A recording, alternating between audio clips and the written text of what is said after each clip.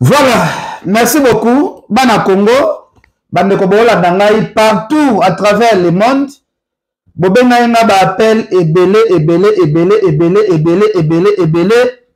Bobi ke ken piana yaka boye, ken piana yaka na ba dossier ara repelisa moto. Vraiment namoni bande konangai réseaux sociaux ndenge toki. Ndenge réseaux sociaux vraiment toki. Bala kisabiso ba image ya mobile ya Peniel.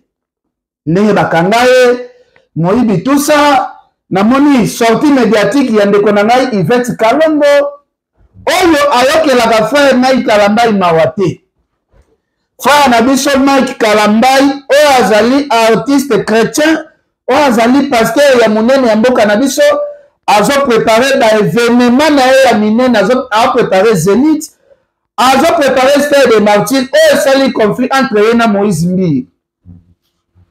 Tomoni bongo Yvette Kalongo na biloba babimi lisusu. Ye ayaka sortie médiatique ikaka na makambo ya frère Mike Kalambai. Ayaka pelisi moto abatami après frère Mike Kalambai atikali kofingama na réseaux sociaux. Tomoni ba image ezo circuler na TikTok bandeko na ngai. Balobi mobile oyo ndeko na biso Peniel azui azali moyibi. Mobali wana yibaka bakanga mbala ebele. Bande konanga tout ça na la analyse na bien. Comment na biso lelo bana basi otomona ya danger lelo. Bato tolo kaka bayembela ka banzembo. A majorité ya batu mingi oyo ba ministre baboka mabanga. Bazali ba miyibi. A majorité ya batu oyo ba musicien bayembelaka a majorité ya batu oyo tomonaka baministre bazoboka mabanga a majorité ya batu oyo baka kobamba bambongo na bapodium bambongo baobamba ebele wana a majorité ezali miyibi soki toyebi tokende na angle ya kodestabilize mobali ya Peniel ke botala kutu bakanga ye nga mpo na nga azali moyibi ya liboso te na Kongo na biso. Bavle miyibi ya mboka na biso République démocratique du Congo ezali bapoliticien bateka basociété nyonso tu oyo Mobutu Sese Kokungumwandu wazabanga tika toza badossier ya kosalela baémission eza soki bomite kota pene na angle ya bamiyibi na kolamusa na baprésident de la République na baoyo bakufa na baoyo bazokema na kolamusa na baministre oyo bakufa na baoyo bazopema bandeko na ngai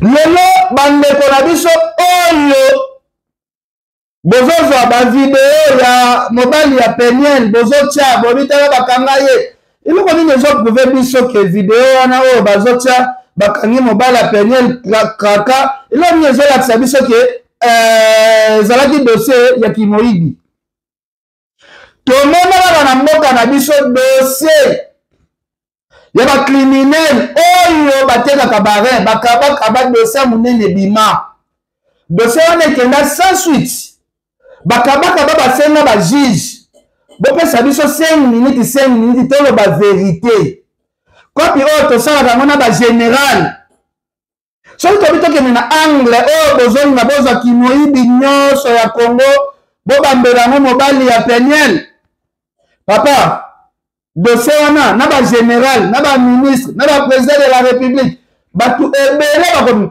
nga nalanda seri mwa bwema nike asala émission alobi kenika na kini Congo ke na yiba mbongo Zoe Kabila oyo nayebi te tokutana te eloko te tokanga foto te namona eka na matanga Cardozo Mwamba ndeko na biso oyo bakangaki soki mobali ya Peniel akozala mpe na dossier na ye parce que tomoni kaka motu na bakaka me dossier normal toyebi yango vraiment te tokende naloba makambo avec baepreuve mboka na biso bamiyibi ya liboso ezali badirigeant boka video oyo nga mutu nasali yango te eza ndeko na biso moko ya politicien nde mutu asali video oyo ndeko na biso politicien parce que soki nalonga na dossier ya Peniel naokota conflit ya héritier bato ya héritier na bato ya fali bazowela nini parce que toomona basorti médiatique nyonso to ya héritier Watanabe azoloba na ye bien mpo na fali fali mpe afingaka na ye musicien moko te na Congo boyebi comportement ya fali toyebi te Jael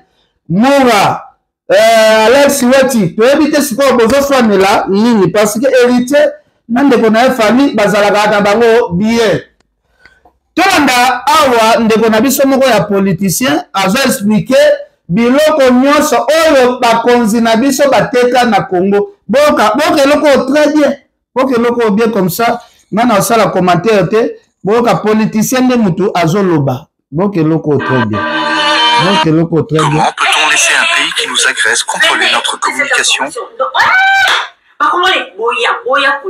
Écoutons. Aucune banque n'appartient aux Congolais. Aucune. On met le secteur bancaire de côté. Le deuxième secteur encore qui fait entrer encore beaucoup d'argent, c'est le secteur de la télécommunication. Dans ce pays, nous avons 4 réseaux. Vodacom, RTL, Orange, Africell. Aucun de ces 4 réseaux, allez, je dis, n'appartient aux Congolais. Aucune. Vodacom appartient aux Sud-Africains. RTL appartient aux Indiens. Orange appartient aux Français. Africell appartient aux Rwandais. Qu'est-ce qui appartient aux Congolais? Rien. Cela veut dire encore quoi? Toutes les communications que nous effectuons dans ces pays, c'est contrôlé par ces étrangers. Quel que soit votre statut social, que vous soyez ministre, député, sénateur, DG, PCA, je ne sais pas moi qui, à partir du moment où vous utilisez l'un de ces 4 réseaux, vous êtes scruté de bout en bout. Vous voyez encore un autre danger. Machana nous pose moi mouké. Boki ndeko na biso a politicien munene alobi nanu premièrement na mboka na biso ba société ya communication nyonso tout biso ba congolais toza te na société ya communication moko te. Vodacom ezali ya ba sud africain na mboka mbongo nyonso tout au Congo eza nango toza na ba diamant toza na nyonso tout ya nyonso bakonzi na biso bazosomba ba immeuble na ba pays nyonso tout ya monde bazoyiba mbongo ya leta mpona kosomba ba immeuble kosombela basi nyonso bakoki kosomba toza na mboka moko boye peuple ezosouffrir toza meme na réseau ya communication te ndeko na biso alobi réseau oyo bokaka Africell bato bakolo nango ezali Rwanda oyo tolobaka toza na conflit na Rwanda réseau na bango eza Africell eza eplanté na kati ya RDC Congo toza na makambo ebele ya kolobela en plus ndeko na biso alobi boye communication nyonso tu oyo esalemaka na Congo ezali contrôlé epai ya bapaya même le président de la République soki azosolo même le premier ministre même ba général même ba service ya ANR même ba service ya douanière même ba service ya la police babel na bino ezali contrôlé libanda ya mboka parce que ba réseau ya communication nyonso tu ezali ya biso te awa tozolela guerre ya este ba stratégie nyonso tu tozosala soki communication oyo l'État na biso ba stratégie oyo armée azali komene po abunda na este po na guerre ya este esila stratégie nyonso tu communication oyo bozosala eza kotombe na matoi ya banani ya bapaya oyo bazali bakolo ba société ya communication mboka na biso toza na baautorité oyo bazoyiba kaka bakonzi na biso boza na création ya eloko te tomonaka série ya Mobutu basibe ezali ezalaki tomonaki série ya Mobutu bajekamine ezalaki ya biso boka sikoyo tokende lisusu na biloko nyonso tu oyo ezalaka ya biso lelo eza esu ya biso te bandeko basije koloba eza ebele olia kozwaka mobali ya penyel nde bokomisa yango sujet ya monene tokomisi sujet ya monene na mboka na biso ezaka kombo ya fali kombo ya fere kombo ya héritier kombo ya binafile kombo ya Fabrigazi Maestro kombo ya Kofi Olomide oyo azali papa ya miziki tozopesa esu respecte makambo ya kolobela na Congo eza ebele boka lisusu to continuer kaka awa. Je ne connais aucun pays au monde qui se trouve dans une situation comme la nôtre. Aucun. On laisse le secteur de la télécommunication. Deuxième secteur. Le secteur minier. Qui finance presque les 70% de notre budget national. Est-ce que vous savez d'abord que notre MIBA n'existe quasiment plus? Est-ce que vous savez que notre GECAMIN a été émietté et vendu aux étrangers? Est-ce que vous savez que la Soméki qui exploitait l'étain, les cassitérites, dont l'équipe là-bas n'existe plus? Est-ce que vous savez que Kilomoto n'a mis sur le lieu de Pombo? Dans ce pays aujourd'hui, M. Ambroise Mamba, toutes les compagnies qui opèrent dans le secteur minier appartiennent aux étrangers, toutes les compagnies.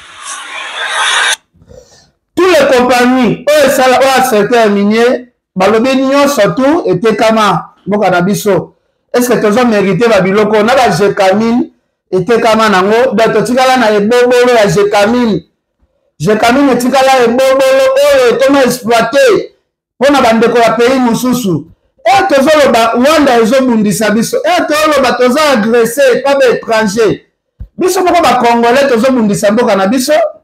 Congolais ozozwa société oyo ya mboka na yo moko. Oyo koki kopesa bana ya mboka na mosala bozokende koteka yango. Alors tomona ba image bolakisa ba vidéo ya mobile ya Peniel. Nde bosalela yango bosalela yango satage botala vidéo bakanga ye Peniel azwi moyibi. Abimaki na bajaki pote arabe baza babibi ya foi d'ici ditoboyi te. Bafé na biso balipasa bambongo pe amibi kaka minene ya bafoi d'ici. Na balotengela bino bakombo ya bato nyonso tu oyo bayembela oyo bayiba bambongo na babanki même ya mindele même ya Afrique. Bato ya serie oyo bakota na monde ya miziki bazalaka muke.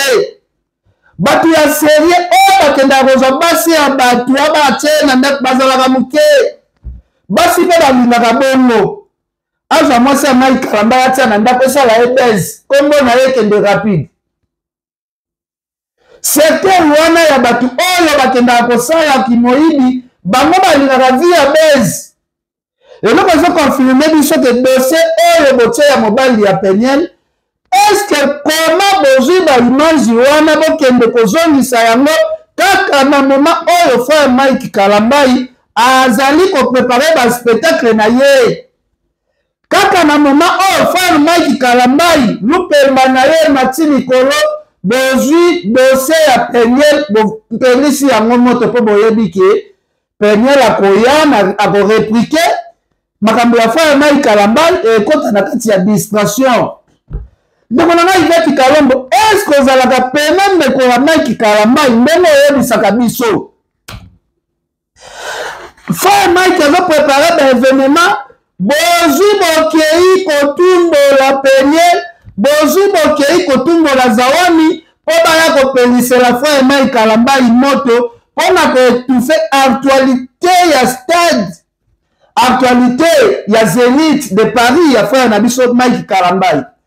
Bafide oyo bozotia oyo moyibi batukutu tomona bapiblia bamiyibi ya danger tomona babasi nyonso wana ya danger tala ndenge balandaka bango na Kongo na biso eyebani ezalaka bongo bamiyibi bazwaka basi koleka bato ya serie tolanda ndeko na biso kaka oyo ministre boyoka makambo oyo azoexplike avant dakota dossier ya héritier Bamura bandeko na biso bazwaya lisho nasilana nanu nastige oyo yandeko na biso mobile ya Peniel ndenge ba publier na réseaux sociaux ngai po na ngai bandeko na ngai oyo boza tututu ya frère Mike Kalambai bobeta makambo ya Peniel kara ata bolakisi kutu ba video bolobi yende moyibi ya munene basi kutu ba kolanda ye lisusu nde ya kolanda ngana mona basi kombe ya ba autorité ya mboka na biso bazobima na miyibi oyo bayibaka na poto oyo bayaka na kini.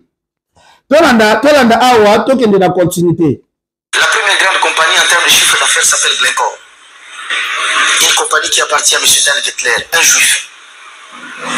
Mais la compagnie elle-même, elle est enregistrée en Suisse, un paradis fiscal. La deuxième compagnie minière, c'est Kimbali Gold Mining, qui est en train d'exploiter les gisements que notre kilomètre exploité à l'époque dans la province orientale. Ça appartient aux Sud-Africains. La troisième grande compagnie minière qui existe dans ce pays s'appelle Zijin Mining Corporation. Ça appartient aux Chinois, dont les Katanga. Cette compagnie a obtenu une grande partie des réserves de la GECAMIN à l'époque du président Kabila. La quatrième compagnie s'appelle First Quantum. Elle est aussi au Katanga. Elle appartient au Canada. 5e s'appelle Boss Mining. Je n'oublie pas tant que Funguru Mining. Boss Mining appartient au Zimbabwe. Je n'oublie pas non plus Kipo Mining qui appartient aussi aux Chinois. Nous avons quoi? 0. Nous avons la Sikomi. Vous connaissez la répartition des histoires dans la Sikomi. Et je ne vais pas encore entrer ça parce que c'est un sujet encore qui est neuf. Tout Congolais qui a l'amour de ces pays. Je ne vais pas parler de cette histoire-là. Vous savez combien de minéraux de ces pays ont été bradés? Vous savez combien de minéraux de ces pays ont été vendus à vil prix, soi-disant pour nous construire des histoires ici à l'époque des 5 chantiers? Comment peut-on laisser un pays qui nous... Voilà, alors, bandeko nangai, omoni la distraction, oh, bozo la biso. Il faut que nous toyeba Congo na biso toyeba ba problème ebele ya makasi. Bandeko na biso ba artiste musicien, bango batu bakopesa solution ya Congo na biso te, toyaka tosalaka ba émission pona kofinga ba artiste musicien oyo basali ba effort ya kokoma place bazali. Ba frère Mike Kalambai bauti musika po bakoma place baza, bandeko na biso ba Fali, ba Fere, ba Héritier, ba Fabregas, basali ba effort ya ko éliminer ba yaya po baza ba place baza. Ce n'est pas gentil. Ya kozwa batu moko boye basali effort po bakoma place baza na ba carrière na bango, biso tozala wana kaka pona kofinga bango, pona kosalela bango da émission tongo midi pokwa, tandis que na pays na biso République démocratique du Congo tozali na ba problème ebele. Ba problème ya miyibi oyo bazosala souffrance ya peuple congolais. Toyaka kolobela ngo na ba réseaux sociaux te. Tozwi kaka image ya mobali ya Peniel. Napesi ye bambote ebele. Tozwi image ya mobali ya Peniel na toyoki son te, toyoki place bazo auditionner ye te. Tolingi tokomisa ngo neti sujet ya munene yende moyibi ya munene ya liboso. Na makambo nyonso toyoka awa biloko tekama na Congo. Nayoki place mobali ya Peniel ateka ata lutu fourchette moko ya Congo na biso te. Mais awa toyoki ba dossier ya bato bateka ba jekami bateka. Ba réseau ba communication oyo ezalaka na Kinshasa oke tindenge tosololaka biso nyonso tu na Kinshasa wana ezalaka géré et pas congolais te pas mundele. Boko osala plan bolobi non ndeza boye bateau boye faut kokende kosala surprise à M23 bosala surprise place boye moi guerre eza bango ba étranger baza à l'écoute ya nyonso tu oyo ya ba plan nyonso tu boko toza na kati ya ba danger ebele oto ngai fona kota pe ba émission ya moi politique moke na banda pe ko flasher moi politique parce que pays na biso ezokende bien te yango na lobi bandeko nyonso tu oyo bozalaka pembe na frère Mike Kalambai botika soki bolingaka frère Mike botika kozwa kolandela vie ya Peniel na mobali na ye po awa namoni ndeko na ngai Yvette Kalombo mpona clôturer na dossier oyo. Namoni Yvette Kalombo ye pe aye na bilobaloba oyo aye. Boyoka bino moko awa ngai na ye kofonde histoire te. Boyoka kaka bino moko. Jamais. Yo mobali nini yango linga bala mwasi na ye otika mwasi na ye asacharne na papa bana na ndenge yo sa. Yo ozwaka mibala ba irresponsable ka lokwa Freddy. Yo ozwaka mibala ba irresponsable lokwa ba Freddy, lokwa ba Jackpot, lokwa ba Didier. Yo mobali aza sérieux aza normal boye pa na hotel. Nazo linga na meka ko kangisa ngo David Ize Majabu nini na bana na nga nazo senga. Qu'est-ce que ça va? La vie professionnelle de ton ex-mari, qu'est-ce que ça va avec tes enfants? Qu'est-ce que ça va si le but c'est pas de nuire ma job? Yo lo bananga ke igana tangi soma boki mama te na tangi soma kasi. Ma chérie, moi je fume pas. Mbasido, moi je fume pas, je bois pas. J'ai jamais bu l'alcool. Alcool est kota non non konanga te.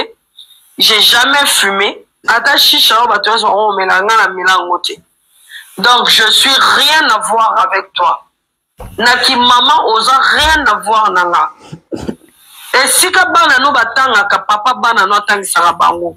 Moi je suis capable de retangisa mwana nanga kuna sans papa nae. C'est moi na kolia or na kingo kolia or et so ba combien de douzaines na kale so biso to na Congo to na ba chinois.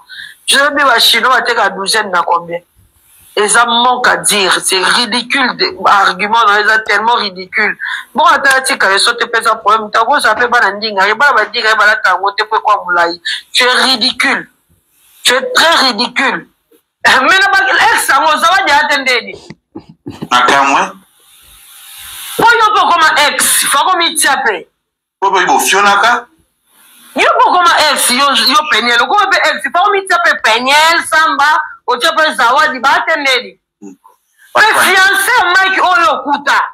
Tu es beau. Comment bon te benga par un combo n'est pas fier mon polo. Il y a mon polo, il y a soif, mais ça mais mobile n'est moi si le roi y est à la ta dépend à son ali puta. Si mobile non à notre télé si à mamunya même à ça qui a Gucci tout autant moi ba okende. Yo mo za oli télé si na oza no bienté. En plus moi ça libala ni le ko ya Mike. Entre nous déjà. Yo soit moi ça libala. Ba violent est-ce que famille mobile boye ba ça comme. Ok, Peniel a comment frapper. Oh, Jonathan. Peniel a comment frapper. Faut voir qu'il y a un clic qui a Peniel, mobile iné en Gabalaza, mobile à Zawadiaza, sans compter bateau notamment à comboter dans la précision. Mobile iné Azali, ou iné Gabalaye. Aza, pour ça là qui divorce, ma justice, ils ont qui banna, et puis si mobile. Ceux qui ont besoin de banana, on va sur le banana, on a la justice. Qui est la justice. Le bac est justice, na yebo sa nini, bozo nsilanga bana ngai. Et oya na réseaux sociaux te parce que les réseaux sociaux te mtezo nsilo bana. Depuis bandi ba crise na yo, si lelo, est-ce que bana ngo, ozanga bango, on interrogation. Bana ikeleve. To bonet yo pedi na kwa vie, pli na yo ndeza 1 mètre, to na kwa vie, uiti, to na kwa vie nini, yebisa rapelo ni osali na vie na opene toucher ba to pene sali wow. Zawadi azongi poto ko motinde la majabu ba video oya zoki nanda kwa mic ya bavalide ba fiche majabu ba photo majabu tout ça là et aosenga majabu futa $80,000. Voilà Zawadi. Voilà Zawadi. Zawadi Ndoki. Envoyé par Peniel. Batu baloba na ngai ke na okosi la bango. Avant-hier, on a dans live à Néné, à Zawadi, na Peniel, sur la carte très bien, Baba Ninga va travailler ensemble. Batu tiens tembe. Maman, avant-hier, tout le monde va publier, ou va publier, ou va reposter, ou va publier, ou va reposter, bien.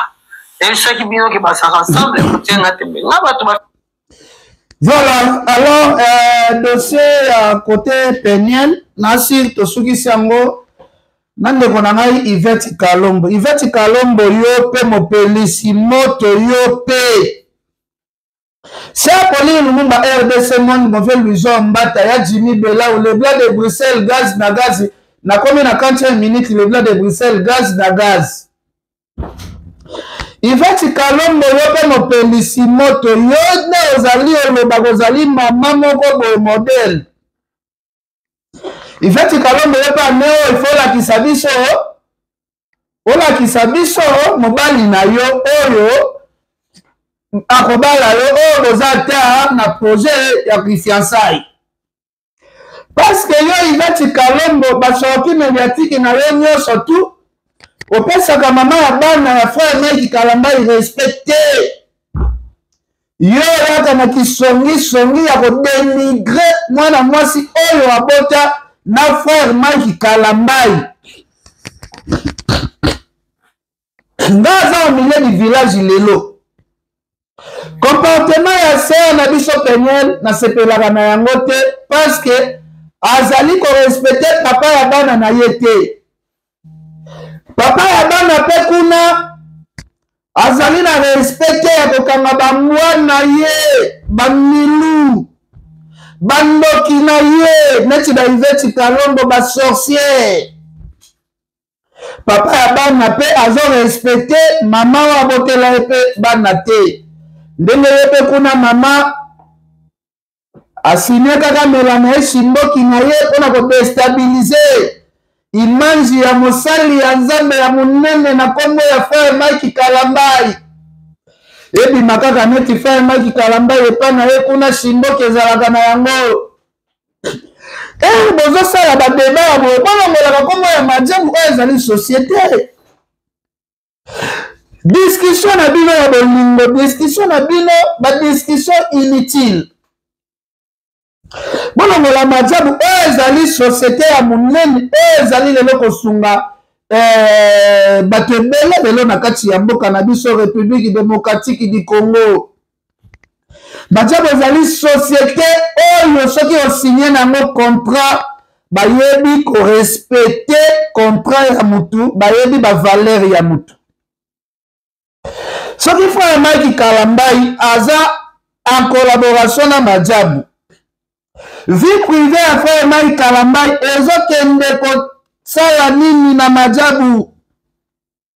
Ndeko na ngai Peniel, soki okoswana na frère Mike cha Majabu Bupanzi, ndeko na ngai pe frère Mike Kalambai babiro na yo bamikala na yo baso batula neti baiveti kalongo bazaka pembeni na yo yebisa bango pe shimboki na whisky oyo Peniel azali komela ezali vie privée na ye, il faut bapesa ye respect.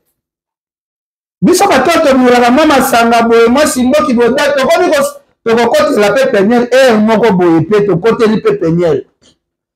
Biso mobo na stati oyo tolotela tokendaka église ndenge prophète Emmanuel Dodi tokendaka église ya ministère des affranchis, ndenge Peniel mpe azosimba mosali ya Nzambe neti frère Mike Kalambai kote wana ya bonzambe na koteli frère Mike Kalambai. Kote pe tokendaka miesu mwa shimboki whisky kote wana pe ngai na koteli Peniel nga naza au milieu du village ofindi bato bazomela mwa kuti nga pe komi na longwe na monde ya wana te Iveti Kalombo kote wana na kokondane yo. Alors ezosala pasi, est-ce que frère na biso Mike Kalambai oyo azali pasteur ya monene, est-ce que frère Mike ozalaka obligé à koya répondre kaka Peniel? Zela to frère Mike mwa muke. Frère Mike ozali frère, oza pasteur ya monene, oza chantre de Dieu ya monene, oza mutu ya monene oyo lelo kotombisela biso Zénith de Paris, oyo lelo kobukela biso Stade de France.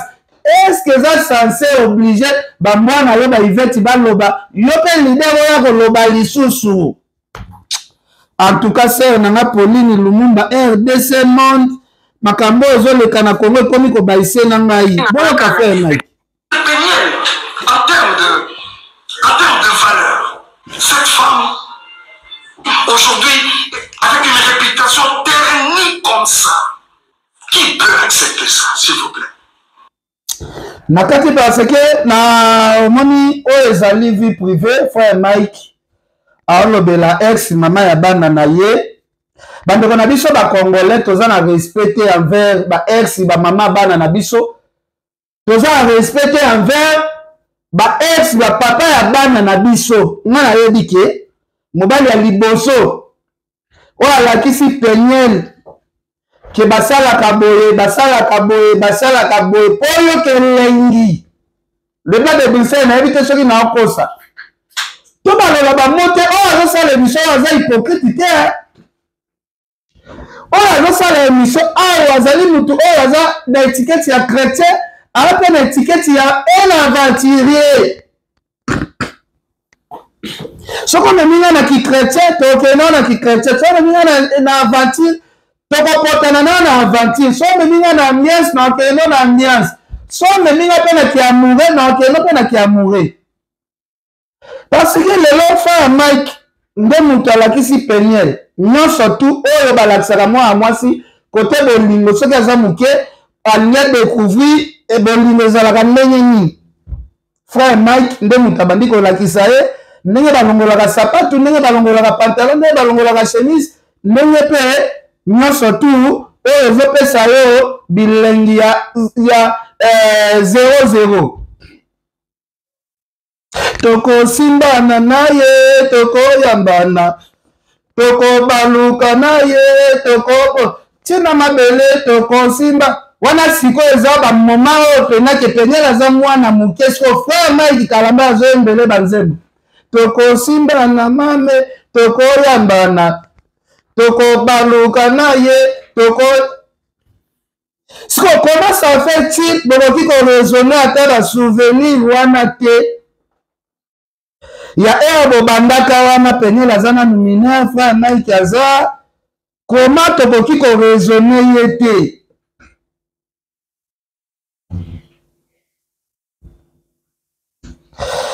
donc nalobaki tokota dossier oyo ya Peniel frère na biso Mike ozo préparer l'événement minene tokota moi parenthèse yango moi 25 à 30 minutes pona kolakisa ke bolingo koki kokatana na relation oyo bana bana kati ekatanaka te bana bazala toujours na affection ya papa Mike bana bazala toujours na affection ya mama na biso Peniel mibale oyo bayaka nsima ya papa bana oyo yabotiaki liboso bamibale yana tu bazalaka baaventurier mwasi nyonso tu oyo akoya koanvie place ya Peniel po oyo akota libala bana basi wana nyonso tu miyibi baaventurier bosali kisongi ya baiveti kalombo ivete atie kisongi ebele po couple epanzana po yaya atiakaka polémiki na ye ebele ye moko ivete exemplaire yango po azoloba nga moko te mwana nga mpasi otangisa bana nga na kotangisa mwana nga moko sakote mbongo mobali ye moko ivete kalombo yango kotala epe boye azotambola na banda ngiringiri en désordre surtout so atamboli na Kasavubu aye biso ivete kalombo atambolaka kuna ezobana te akota porte mabe surtout bovanda bo marché balemba na ivete kalombo na baporte nyonso tu tosote etape wana Junior Ramazani Tashima Patrick Kafu olanda biso Joël Salambi le millionnaire ozolanda biso oncle Patrick Amisi ya maa Julien bozolanda biso sœur na Pauline Lumumba Veluzo Mbata ya na Jimmy Belau na mona bato musu ba critiquer bato ya na Jimmy Belau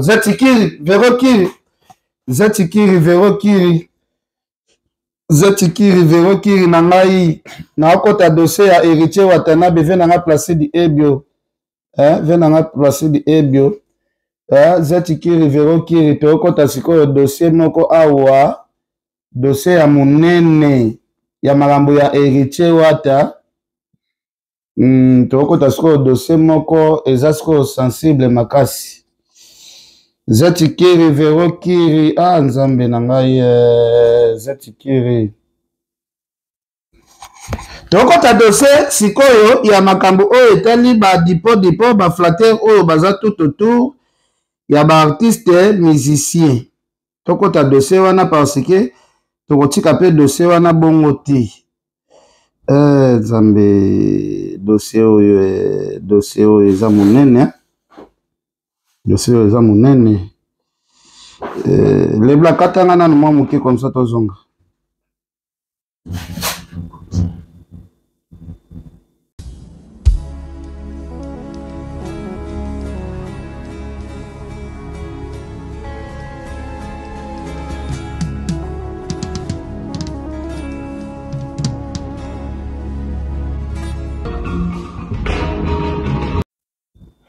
Voilà, tokota sikoyo na dossier ya ndeko na biso héritier Watanabe. Problème nini yango ezoleka entre héritier Watanabe na bandeko na biso ya F victime. Tomoni bongo mobali ya Zetikiri Roli Musei azolanda biso Patuka Pangala Dani Pova Verokiri bozolanda biso.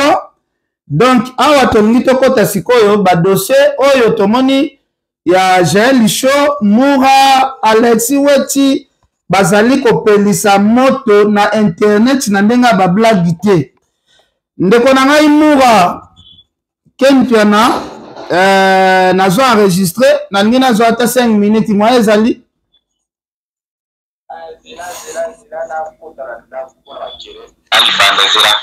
nazo ata 5 minutes parce que namoni héritier Wata bazo pesa respecter yoko mozali molobeli ya héritier Watanabe donc nayoka yo mwa muke vraiment ekosala ngai bien Et pour ça, la main est bien. Bonjour, la Batunio, au Bolanda Bisso. Bonsoir, et tout dépend de l'heure à laquelle on capte Bisso. Donc, chemin de la gloire, les a sur le terrain pour consommer d'abord. Parce que l'artiste, la Bisso héritier, la Bisso, côté Rumba sans tout. Sûr. En compétition avec la Bisso musique, la carte studio sans autotune. C'est héritier Wata. Pour consommer, album naï à 18 titres, chemin de la gloire. Et bonjour, na Ken Piana. Voilà. Moi, yoki ndengo lobi héritier BBC album, batu ba consommer ango. Et question nanga liboso ezali boye. Moi, ndeko nanga moi, héritier Wata sali ba plus de 2 ans pour na ko réaliser album naï. Héritier Wata zo sala ba dépense ya ba clip, ko futa ba ingénieur, je pense que pour ça la bateau qualité ya musala ya bien côté là na moment ya promotion ya album ya héritier Watana beto moni Alexis weti kuna bimi j'ai show abimi na ebite problème nini oyo se passer entre F victime na ndeko na biso héritier Wata o azali na moment ya osala promotion. En fait Mando lingama déstabiliser moment où ils précieux parce que il force à héritier, il a capacité à héritier, il occupé ma chambre, il a étudié l'album héritier, comprendre que matière est dans la carte album, il voit sans autotune, musique bien, musique intelligente, musique micolo, rumba ya micolo. Donc, on va sentir puissance l'album parce que la Kishasa a héritier a bêta. Partout au Kenya, na ba boîte sur les gros héritier. Surtout nous mon aïe de Boro Simbi Kotoyo na ba point faible. Ils ont dit tanding ya rosanate. Donc tellement ba monique héritier mon pépé wane zoya eza makasi. Ba yesko ba limba etufia monde ba etufaka. Falita makena na ba on arena. Moni, bon ya bongo biso yi ba stratégie na onde ba yaka. Biso kuma ma sentiment na bangote, to kuma na buso ba na bangote. Biso to ba casse la promotion. Bango lo kwa si ba sisi fali succès, o ba mo za bongo so ba moni mutu nga sali ka ba ye ba bimi lo kola ba finga randa lo kuto et tout et mate kita kombo na bango itombwama. No moni sikoyo ba li ba me mabiso na ba jiwana. Yango na kebisaki juste Alexis parce que ils ont la deuxième fois au clasher l'héritier à l'occasion de rien. Pour hériter n'a fallu pas un problème té, hériter de sa musique n'a fallu pas de sa musique n'a mutu mo ta so calculer moninga parce que ba partager la fan té. Fallait ça ba warrior, hériter ça ba spiritas na yé, ou ba soutenir na yé. Alors, à chaque fois Alexis on va le rejoindre itinéraire au fin héritier et c'est le cobiso de téméra Karine sérieux à sa héritier qu'on fin ba mission à l'occasion de rien. Voilà. On est qui n'a recadré qui alors, moi, héritier, on va faire un victime, il faut voir la rabisso actualité à un victime. L'autre homme, on a fallu aussi la peau, fallu, à ça, parce que le belé sous ma longate. C'est l'autre, il y a pas de temps, vous avez kuna, et ça, que héros, il fallait un petit concert, réseaux sociaux, ça a bougé. Tout le monde en parle de famille. Mais bango banda ba ya pemi la fali et comment ka actualité na bango ya kosinga fali asili na Kishasa okoleka boy ozoka fali te fali asili alors asili keni Moura question na ngali boso ezali kaka kotala pende bolobela ba artiste ngo bino nyonso bana contraté ba artiste kotala héritier na ndeko na ye baza na relation ya bien kotala koto bino boswa na la bango koto ba fingi frali koto héritier fingani. Est-ce que bino ba communicateur nde bozotia des ordres entre les artistes? En fait, biso no tinga na des ordres mon aussi entre artistes parce qu'il y en a qui défendre juste artistes pour azana produit na yo za sika sur le marché, chemin de la gloire. Tous en attend ya ko yebisa ba consommer, tous en attend ya ko yebisa ba somba yango ba strumer yango parce que artiste abimisi mbongo na ebele. Biso to yebi que héritier ngara likamba qualité. Alingara ça ma mneza la qualité, clip na qualité, son na la bien. Alors il faut assurer la mopeli kuta ndinga bimisa qu'il faut bezonga. Batu ya falinde bayaka na désordre pour ceux qui ba moni mikolo na bazo kanate bayaka pona kofinga ba artiste mususu parce que batu héritier ba bandi falite ba fingi falite ni orchestre fali mais bato basara na fali ou basara pembeni ya fali bazo ya kofinga héritier à l'occasion de rien moni donc c'est ça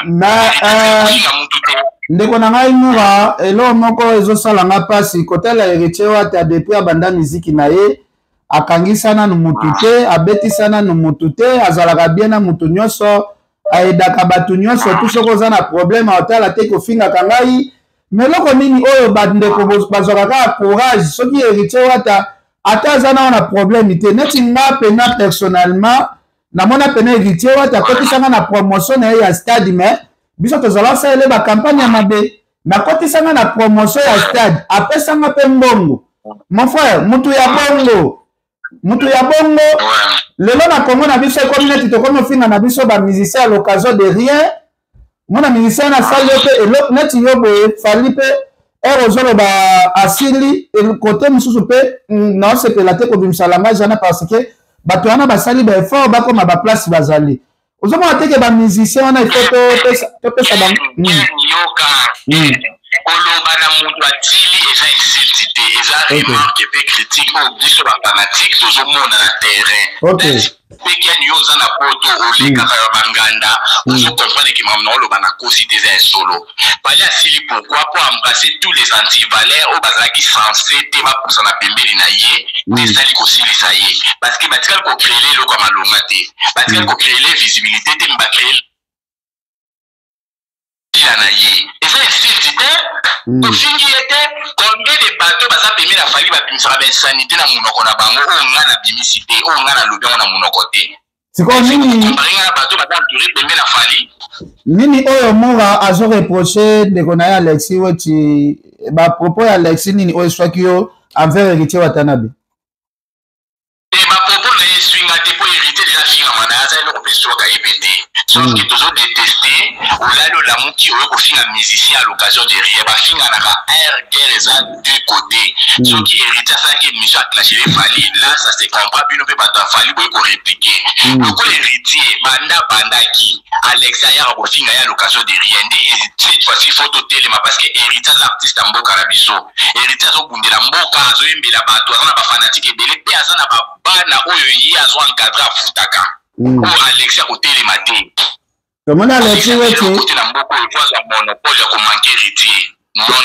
tomona Alexis weti azotomboka alobi eza na réputation na ye oyo la timi waka bazobebisa babi basala ya enlèvement bamema ntina ndako ya héritier bafibisa ye botakala ya mbwa babomba image bapesa ye mise en garde ke jour yo komeka kaka kochrétien héritier bato bimisi video wana tellement lisolo yango etamboli mwa na minoko ya bato ebele babi place ya Alexis weti azosepela te nde yango wana tandis ke makambo yango ezala neti lokuta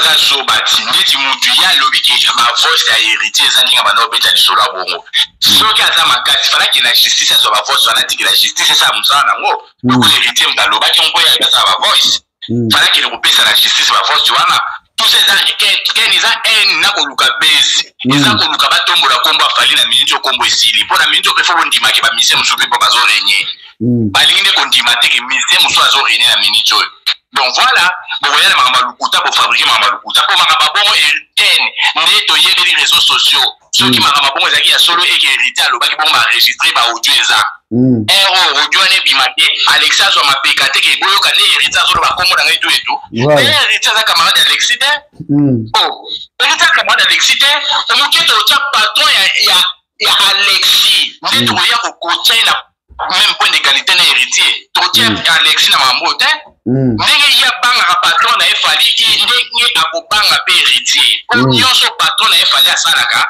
yango mpe héritier asalaka estce makambo ya badati ndenge ezorenye boye héritier abimisi album estce kote wana mpe héritier akoka makambo ya kotya badati oyo wana la je sais pas eza calendrier na ye moko koyeba ndenge akosala pour le moment toakana na chemin de la gloire ezo tozosengana bato bakonsome yango wana tonoka na chemin de la gloire l'album de 18 titres yango nde toza nango na pour le moment mais namoni abeti générique mwa makasi clip kitoko générique wana eza somo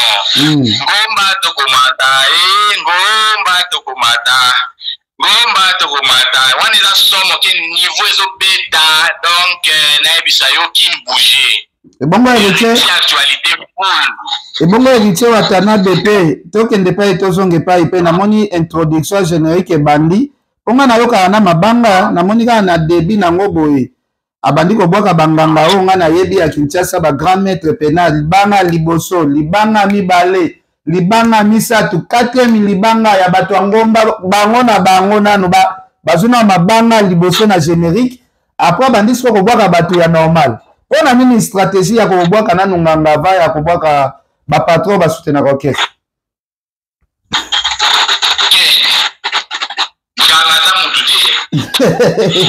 aza mutu nasepelaka na réponse nazaolinga oresone kote réponse opesi mais oui nganga za mutu ntango ozala na Kinshasa to bandoki koyamba bato oyo basalaka bango bamizima oyo bamwalimu oyamba bango mpe na Kinshasa ti voilà nganga za mutu aza soki azwi mbongo na ye kopesa mpona libanga babwaka ye eriti akoboya te eriti aza musicien osala cope na ye so mutu amemeli mbongo ki abwakanga akobwaka ye nganga za mutu nganga za elima te balandani nde na début introduction bango nyonso 4 eza problème te eza mbongo bango bapesaki andimi avalorize bango na mbongo bango bapeselaki yango avalorize bango biso mpe tovaloriza bango ntonto ya bango na bemission bango oyebisa biso na bango basala ya basystème na bango tovalorizaka bango mpo topesaka bango ta ya koyoka bango donc voilà ndenge mpe héritier mpe apesi bango ta ya koyoka bango azwi mbongo na ye asali mpe cope ne mura nga na yo toza concert oyebi ke Jaël Licho azalaka mpe petit ya héritier asunga ye mpe trop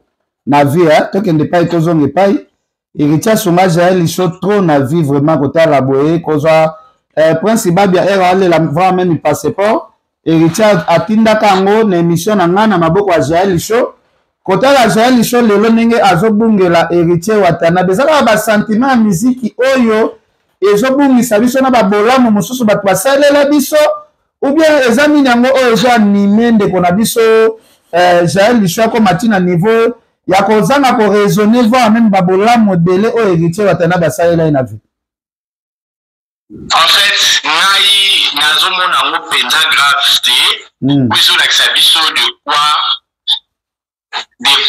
fali azokoma na suka nga namona yango grave te pourquoi école nyonso oyo ya mafinga c'était héritier biso nyonso toyebi ke héritier à l'époque azalaki na bato nyonso oyo badefandaka ye baklashaka tondimaka mpe teke numéro 1 moko boye aza numéro 1 au mokili mobimba yebi akoambrasaka bato nyonso ya mafinga mpe lelo numéro 1 akomi numéro 3 tondimaka te wana eza bapropos na yo eza engage yo bapropos na yo ezo engage yo bapropos na ngai ezo engage ngai oui mais oui ken le premier de la classe azalaka deuxième pas azalaka oyo abimaka le premier tout wana kobima mpe le troisième eza classe eza classe etanga te pour le moment le premier tokota nani na minute oyo bon na minute actualité ezaka ici même na 2 personnes héritier il fait partie fait rigole à Didas Arena mais oui na minute oyo fallait otobeta na samedi passé abetaki na Brazzaville eleki sans impact bato bayoki yango te elobami mpe na réseaux sociaux te image eza te fallait akala biso toyebaka ere oyo fo makelele esalama fallait atondisi fali mais tokamwe sikoyo faute eza wapi ya communication ou faute ya artiste faute eza ya communication d'abord et puis na ndenge artiste embrasser tous les antivaleurs yango nde esali so faillite makasi antivaleur baleki trop mafinga eleki makasi baokoka so kolobela artiste te baokoka so kopromouvoir artiste te epoisi force ya artiste mamour avie ebi azalaka vie na yo oyo aza directeur est ce que ozwaka mwa te ya kosola na ye mwa bafai mosusu omoni ezokota ozwaka mwa te ya kosola na ye obengi ye kena vie tala kote oyo ezotambola bien te etanke vie na yo ya bwala bon tant que vie na nga nakoyebisa makambo wana te parce que bape edi aza mokolo na nga makambo wana aza bato ya solaka na bango nga na kosolanela makambo ya papa na mwana au-delà de tout pape edi aza lokwa papa na nga nakoya otalisela mama mwana te ngai ne tosolaka masolo otali papa na mwana likambo boye nayebisi oyo etali biso ya papa na mwana donc voilà na makambo wana moi j'ai rien à voir siko kotala mpe ndenge kokabwa nango ekomi tomoni lelo mo ozwi base solide ya héritier Watanabe tomonaki émission bosalaki na leketu chaque jour azobina mpona faire bato mosusu balobi bozoluka kaka baliste ya poto wana bozanga te ubie bozosala yango par amour ya baartiste musicien na biso ya Congo neti boye héritier aza date na poto te ntina olobeli ya poto boyoki héritier Kinshasa ti data poto poto zatin azamuka tenda parce que yo yebi titre bana kozana yo na za na héritier oui comme na Kinshasa et daki pour l'intérêt oui nabi na pilote bana za na l'héritier c'est pour l'intérêt ni voilà sauf que tout le monde est trop parce que bango ne sont pas artiste en mboka na biso comment bino artiste nyonso mboka na biso on a dénigré bango dikola mutu moko et ça en sens faut valoriser tous les artistes bon ça la fierté mboka bango to boteka disque boteka mboka na biso libanda donc voilà tout le monde est comme trop c'est trop na to bana mona lika monde normal batambaka ponika na bango bazo défendre mutu bango eto mais tant beaucoup ko ça que beaucoup na destruction méchante ya ko poussa na pembeni ya artiste o asali bino le côté botuka eti na suka ne yango epesi biso kana peto telemi parce que héritier ça ba petit na ye biso ba petit ni so to lobate exact que poto zangi ba argument ya ko défendre ye mais tout temps na musu na musika pour na ko boya ba problème mais tant que comme trop c'est trop ozo simba mutasali bino le côté azo boya kutu polémique mais besoin ko côté la polémique et simbate mora nga na fandi na héritier trop na bi comportement héritier sengaka kutu biso bata polémique abi soki boko critiquer musique nanga bo critiquer yango ndenge bolingi mais injure ndete mais ko critiquer bo critiquer héritier asipotaka est-ce que mora oza si ba musicien mususu oyo ozopesa ba fai na bango ozo sala pe critique obi ke ba musicien bele ba ko critique tendenge héritier wata asipota ne ba critique est-ce que créer là ba problème était na Kinshasa ba critique parce que la critique la musique c'est normal dans la déontologie journalistique et zalaka donc c'est normal et c'est insulté ou le créer un problème donc voilà on a aussi la critique la musique on t'a dit ça bino peka ma musique ndenge tambolaka qui na aussi microbe à la terre na okita ba commune oyoka ba oyebiso mutu azobeta la minute na Kinshasa oyoka omona pe ba image parce que télévision et radio té ok ezalaka na album toki ezalaka na album moko wana ezalaka problème mpo moto alongola yango eske oza si héritier wata kokolongola eloko wana oyo ekenyaka bane na bane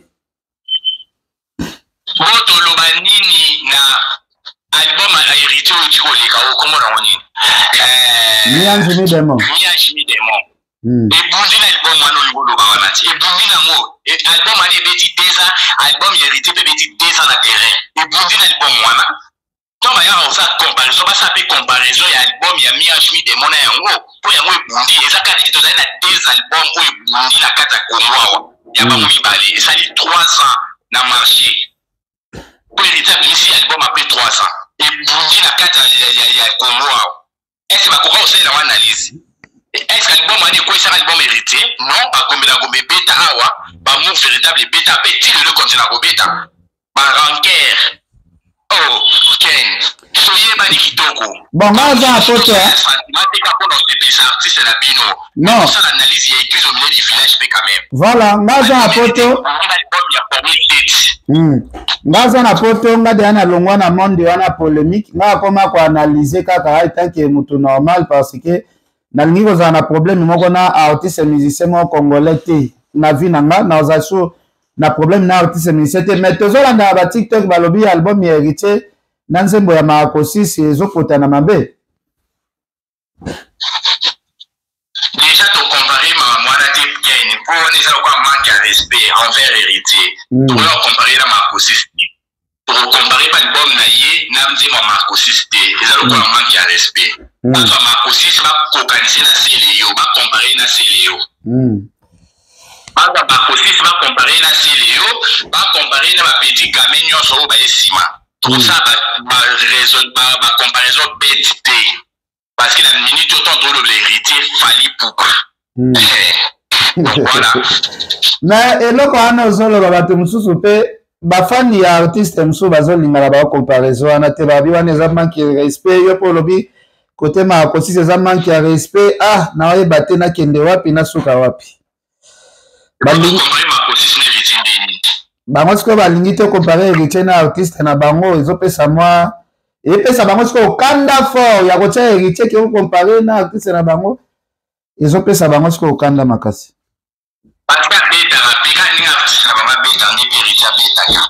Quand ndenge artiste ya bango azwaka mbongo montant apesaka mpo na stade de martyr eza mpe ka montant oyo héritier apesaki na stade de martyr. Quand ndenge artiste ya bango akotaka bato ambassade alongola orchestre Kinshasa eke poto nde mpe héritier akotaka bato ambassade alongola orchestre eke poto. Soki tosala nini comparaison toki kocompare héritier na nani mpo tocompare te ka Fally na baartiste congolais balobi mpe boye tocompare na bango te na mboka libanda balobi mpe boye abeta stade de France Fally no abeti yango te compare ka Fally na baartiste Congo balobi mpe boye to respecte mpe bato par rapport ya mosala oyo basali ndeko na bibandeko na mosusu babeti basali ya ba 40,000 place année prochaine bazokende beta bastade ya France na stade ya Belgique. Est-ce que comparaison kozala kaka na ba niveau complètement différent te mora? Ken musique ezala na niveau te. Musique elle ka beta archive etikala beta bato balobela yo. Musique eza na niveau te parce que musique etanga te. Musique eza na niveau te Ken. Kasi ba arena te. Na niveau na bien, ce musique est dans un niveau et bien là succès Kofi a ça la petite il va continuer à ça la succès.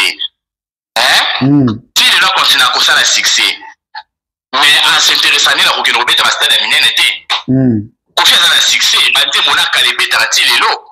So on bien chapi na data que beta pina Stade Aminen na poto, ba boyate, boyate. Est-ce que Kofi a lelo mora to ça la peut clair? Kofi a lelo Beta Stade. Ken na lobby bien. Kofi a la succès. Bato ba royate pour na Kofi a lelo. Mais boya pour na ba archive. OK. Boya pour beta rati lelo. Donc voilà. Parce que génération changeaka, bato bazalaki pena ba vrai fan ya Kofi bazaneti bakoli génération lelo ya bandeko ba otonsa basale zaneti génération bana ba 18 à 25 ans. Kofi a l'homme de toutes les générations. La génération est siko ba oyo karaye. Et ça a un problème te. La génération est siko ba oyo karaye Kofi akala. Ah, Papi Pedra Palmira Moulamba, Papi Pedra Palmira Moulamba. Bonjour à Moura de la presse. Moura toke na biso na suka. Alors conseil ni repesa na bande ko na biso oyo ya presse parce que toza na besoin ya biloko wana ya koleka TV kofinga ba artiste surtout Wata azana moment azo la promotion album na ye a dépenser la ngombongo ebele ezo senga la promotion azong sape ba mbongo na ye o a dépenser ki Wata azana orchestre o ezaneti entreprise efutaka bato ko dénigrer œuvre ya mutu. Onanga eza campagne ya bien te œuvre mutu mo basali 2 ans na studio ayoki passe ya kosomba banzembo ayoki passe ya ko arranger bason na ye bien ba clip na ye ale kosala ngo ba mauvais campagne nga pona nga vraiment nazomona intérêt nango te intérêt moko te ya kosala ba mauvais campagne ya œuvre ya artiste comme Héritier Watanabe ozalaka na ye bien na bato nyonso même ofingaka ye même odemikaka ye soki bokutana na kwe moko boye aokipe te tala lelo nani andimaki ke Piroger Héritier Wata kofutele business class neza mpe na bamoma moko bapiroger bazalaki déborder Héritier fort. C'est ça. Ah, c'est quoi? Donc Héritier azala na ye mutu malamu azala na ye mpenza na bamambo wana ti obolinga bomemela ye wana. Héritier c'est un artiste qui a un grand esprit auta wenge. Auta wenge mwana suka enfant chéri ya wenge oyo penda ningisa. Donc ayebi na makambo bino bolingo memele wana ya mafinga te ye aoyela biso banzembo aoyela biso album aoyela biso qualité ya clip meilleure voix aoyela biso organe te monotonie te. Alors ngai na bandeko nango bazo continuer kosala bêtise bo continuer c'est bien parce que ezo kwesa ka artiste na bino na place kwesa bato mosusu po Héritier madame kofinga malelo te mafinga pe koso Héritier te mafinga pe ko déstabiliser Héritier te po afinga malelo te bino pe bo fingi pe makati koleka bato bafinga ekala te. Donc sur ces les fanatiques de la bonne musique bozwa temps ya reconsommer chemin de la couloir. Ils ont 18 titres, ils ont la banzembo à kitoko, ils ont la banzembo oyo, ils ont éducatif. Banzembo à bien, au soko yoki maman mwana, au yoko se retrouver, au yoka, au sentir pendant que yoki ndembo à mikolo, rond intelligent. bozwa temps ya kostreame yango na bainternet, bozwa temps pene ya kokota ya koyoka bokonsome bosomba mpo eservir mpe artiste na biso akende de l'avant mpe baproduction esala nini efungwama. Yango tozosenga na bafanatique ya la bonne musique baspiritas bosala mosala na bino ya kopartage video ya kopartage makambo nyonso boyebi keza ya artiste na bino bopartage balien na bagroupe na bawhatsapp etout ekozala bien. Bafanatique ya la bonne musique bino bozwaka ata ya kosomba mpona kobooste artiste na bino. C'est ça. Sikoyo, Moura, commentaire nini osala par rapport à Kisinjora tomoni ba propos na EP envers héritier Watake na héritier za bébé héritier boko comparer na artiste na yo azo sa la propagande te na habité Kisinjora toyebi ke mutamoni sa poto mutalboso sa héritier Watanabe kota lelo Kisinjora na janvier otozala benga janvier wata lelo janvier comme janvier bafana kota la degré bazo sa la contre campagne ya promotion héritier wata bato kaka héritier sungami balewana ba dépôt Kisinjora aujourd'hui janvier bato pena héritier za pesa ba provision ba futa na ba hotel lelo kota la contre campagne o bato wana mi bale ba sala na ebito ko lo bani na Kisinjora déjà à retenir lelo soki Kisinjora Amatavion, c'est grâce héritier, parce qu'il m'a vu un héritier. On l'a Kisinjora na Boumbo, à travailler na Papa Chéri, à travailler na Kofi Olomide, à travailler soi-disant na numéro 1, à mon apototé, à mon atambanda kayapamate. Bazila qui héritier à Fongolanzela, à Fongolanzela Bercy. Pour les autres conseils, les gens à poto, c'est grâce à héritier, nous allons voir un musicien, à mes parents Bercy, malgré Bétaté, à Bé, ça va tout pour ça. Oh, les gens, pas comme on peut le remettre à la poto. Mais à zone sa musique tellement là. Alomoli qui ça mimi poto et PCP sous artiste et musicien pour ça a même appelé Kisinjora poto donc héritier ça suivez les guides. Nyonso bozo ça na minute c'est dit héritier. Bon mata, bon kita, bon bagay nyonso bozo ça na minute c'est dit héritier. C'est déjà vu, c'est déjà attendu, c'est déjà écouté. Il n'y a rien de spécial. Les gars na watika héritier wata moto na ntembe mwana suka wenge. Les grands chanteurs. Voilà. Bon, c'est le loki Kisinjora rappelle à mon place à qui Simbata le bien zonga réaction na yo.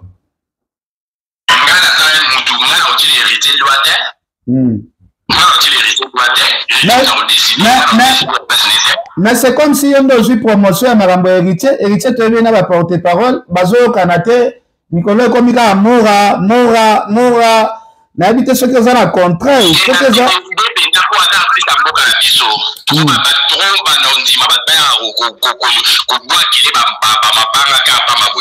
parce qu'on a décidé dans une union sans main.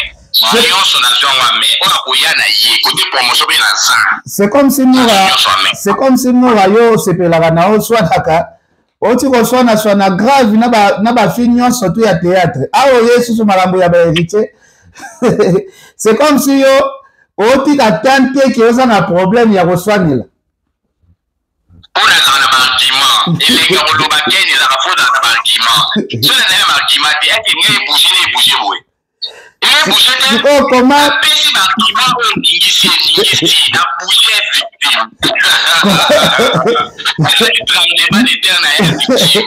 comment moi basija koswana nde elobelekelanga sikoyo yo basija koswana ezosila te esila te d'amour à chaque sujet fini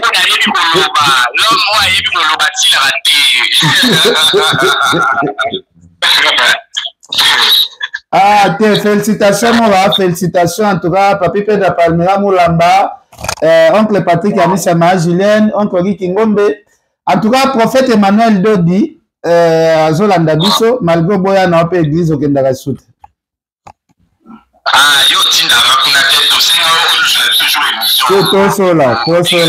tosola pour émission alors Moura na habité pendant boucler aux un message moko o to kosilisa nango bien na habité message za ka chemin de la gloire ya on est comme des eaux glorieux mikolo donc toujours toi kana kata chemin de la gloire pas de distraction parce que ba mwana ba ngulu nyonso ba oluka ko diemela succès héritier la minute au succès to populaté la minute là succès à chemin de la gloire pour supporter succès à chemin de la gloire pour supporter élévation à batu mususu les paniers circulent encore les aki ya yo lobe komi ya batu mususu Ok. Gloire, Yesu comme takabula gloire, akabula gloire te. Quand Yesu takabula gloire te. Donc ça ça mtamokili eba que au Satan ratou que aussi la mutusu pas boya botelema. C'est ces ans tour de rôle, c'est ces années de roulage. Bakaro alekisi a bloqué mususu après mususu alekisi. Donc c'est ces ans la mobongo. Ando bunjo mati ya ministre le kwa so yesa sa kangelo d'Angela fongole li baninga mususu. Donc banado na banado. Ezakara abeta ki eleki. Abeta ki na netika na lo balika mabaza bili batoma commentaire. Oh, abeta ki na braza. Bato baso sutuka, baso ye batika beta ki. Donc yesa sa kangi a fongole no bato mususu. Topi maintenant mikolo to ana hérité toujours consommer chemin de la gloire. Biboro simbi kotoyo na ba point faible. Merci beaucoup. Merci beaucoup, Nova de la presse. Merci beaucoup, Bande de Cognos.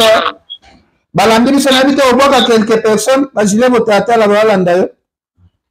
Je l'ai voté à la mode, moi, la photo. Comment?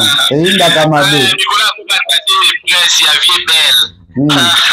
Comment?